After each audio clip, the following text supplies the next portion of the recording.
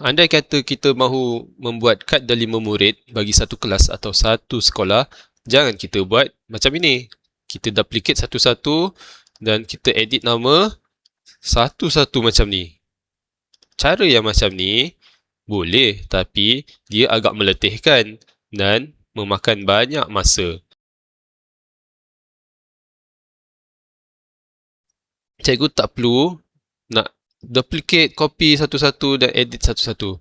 Saya akan tunjukkan bagaimana cara yang paling senang dan cepat untuk kita menghasilkan kad delima bagi satu kelas atau satu sekolah bagi murid-murid cikgu. Mari kita tengok. Okey, kita andaikan cikgu sudah siap mereka bentuk satu kad. Ini ialah contoh. Okey, selepas itu cikgu boleh pergi ke bahagian kiri Canva pada skrin cikgu dan cari bug create. Okey, tekan bug create. Okey. Dan di dalam bug create kita boleh memasukkan data sama ada upload ataupun secara manual. Okey, bila cikgu ada data-data yang disimpan secara Google Sheet atau sebagainya, cikgu boleh upload lah. Sekarang kita akan lihat bagaimana kita mahu memasukkan data secara manual. Pada bahagian sini, cikgu tekan data manually. Okey, seperti yang kita lihat pada design kad tadi, info yang penting untuk diberikan kepada murid ialah namanya, email dan satu lagi password. Jadi kita akan tambah pada bahagian sini password. Okey, seterusnya cikgu boleh copy nama murid-murid cikgu, sama ada cikgu simpan di mana. Cikgu boleh copy lah dari mana cikgu simpan nama tu. Okey, copy. Okey, seterusnya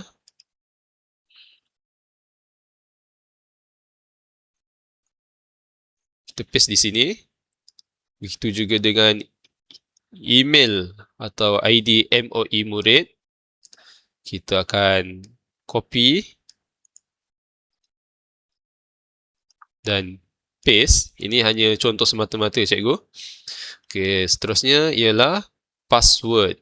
Okey, ini juga ialah password rekaan yang saya gunakan untuk tujuan video ini. Okey, kemudian bila kita sudah siap memasukkan nama-nama atau info-info yang penting ini, kita boleh tekan done. Okey. Kalau cikgu ada 30 nama, cikgu boleh terus masukkan semua sekali 30 nama dan seterusnya. Okey, kita tekan done. Okey, dah siap? Belum. Okey, kita lihat di sini. Info yang penting ialah nama, ID dan juga password. Okey, pada bahagian teks yang kita dah buat ini, Uzumaki Naruto ini hanya contoh. Mungkin cikgu mahu tulis nama di sini, ataupun ID di sini, ataupun tulis di sini password. Maksudnya, bila di sini ada nama, sini juga cikgu tulis dengan nama. Bila cikgu tulis di sini ID, cikgu juga tulis di sini ID. Ikut kepada cikgu lah, terpulang kepada masing-masing. Okey, sekarang ini, pada bahagian nama ini, nama Uzumaki Naruto ini, saya tekan titik 3, saya tekan connect data, saya tekan nama. Okey. Jadi bahagian sini, dia sudah dilinkkan atau dihubungkan dengan data yang kita masukkan tadi. Langkah seterusnya sama untuk bahagian ID MOE ini. Kita tekan titik 3. Kita tekan connect data. Tekan email. Okey, seterusnya password. Titik 3. Connect data. Password. Okey, pada bahagian sini, dia akan berhubung dengan data yang kita dah masukkan. Kalau cikgu tekan pada bahagian sini, titik 3 untuk connect data nanti, nama tu dia akan keluar di bahagian sini lah.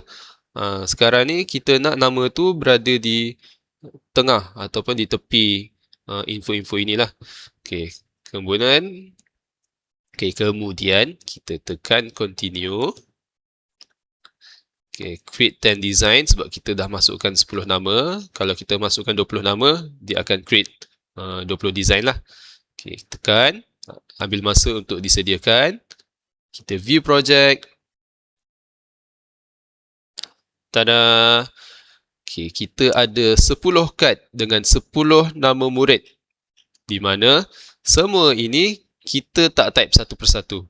Kita cuma copy, tampal, dan dalam masa kurang daripada 1 minit, kita dah dapat 10 kad ID murid. Tak adalah penat kita nak type satu persatu. Kan cikgu?